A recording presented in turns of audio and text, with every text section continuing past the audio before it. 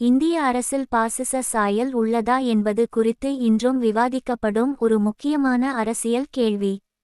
இதற்கான பதில் பெரும்பாலும் நீங்கள் யாரிடம் கேட்கிறீர்கள் என்பதையும் அவர்கள் எந்த அரசியல் நோக்கில் பேசுகிறார்கள் என்பதையும் பொறுத்தது.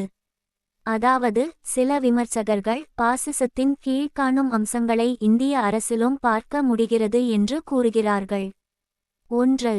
தேசியவாதம், அல்ட்ரா நேஷனலிசம். பாசிசத்தில் நாட்டின் மேன்மையை மிகைப்படுத்தும் போக்கு இருக்கிறது. இந்தியாவில் சிலர் தற்போதைய ஆட்சி தேசிய இன அடையாளத்தை முன்வைத்து மற்ற சமூகங்களை புறக்கணிக்கிறார்கள் என குற்றம் சாட்டுகிறார்கள். 2. மதவாத அரசியல். பாசிசம் பெரும்பாலான நேரங்களில் ஒரு இனத்தையும் மதத்தையும் ஆதரித்து செயல்படுகிறது. இந்திய அரசியல் வட்டங்களில், குறிப்பாக ஹிந்துத்துவா சார்ந்த அணிகள், இந்த மத அடையாளத்தை அரசியலாக மாற்ற முயல்கிறார்கள் என விமர்சனங்கள் உள்ளன. 3.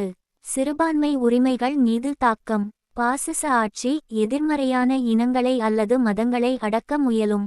இந்தியாவில் சில சமயங்களில் சிறுபான்மைகள் மீது தாக்குதல், நியாயமற்ற சட்டங்கள் போன்றவைகள் குறித்து புகார்கள் வருகின்றன.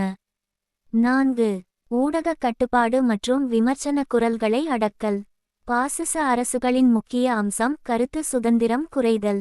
இந்தியாவில் ஊடகங்கள் மற்றும் சமூக வலைத்தளங்களில் அரசு எதிர்ப்பு கருத்துக்களை அடக்க முயற்சிகள் நடந்ததாக விமர்சனங்கள் உள்ளன.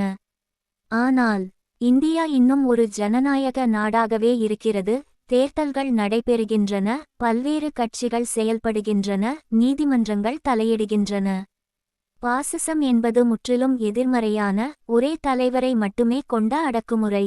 இந்தியாவில் இதுபோன்ற நிலைமையை பார்க்க முடியவில்லை. சுருக்கமாக, பாசிச சாயல் சில அளவுக்கு அரசியல் மற்றும் சமூக நிலைகளில் தெரியலாம், ஆனால் இந்திய அரசு ஒரு முழுமையான பாசிச ஆட்சி எனச் சொல்ல முடியாது. இது ஒரு அரசியல் மற்றும் கருத்தியல் விவாதம், மற்றும் யார் எப்படி பார்க்கிறார்கள் என்பதில்தான் மாறுபாடு ஏற்படுகிறது. விவரம்